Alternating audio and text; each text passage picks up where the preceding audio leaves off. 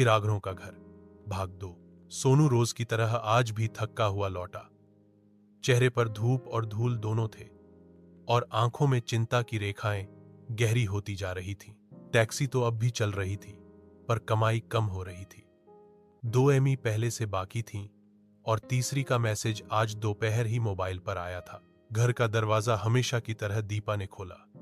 उसने कुछ नहीं पूछा, बस एक हल्की मुस्कान के साथ कहा, हाथ धो लो, खाना गर्म है। दीपा रसोई में गई। बिजली थी, लाइट जल रही थी, लेकिन फिर भी घर में कुछ भारी सा महसूस हो रहा था, जैसे खामोशी की आवाज गूंज रही हो। बच्चे पढ़कर थक गए थे, अब सो चुके थे। टीवी बंद था, पंखा चल रहा था, लेकिन हवा से ज्यादा घर में भरोसा बह रहा था।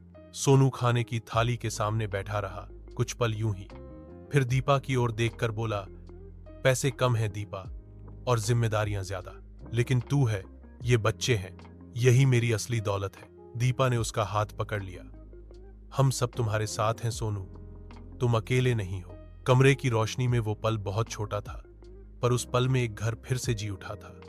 यही था उनका संसार, चिरागों का घर, जहां हर दिन थोड़ा टूटा था, लेकिन हर रात फिर से जुड़ता भी था।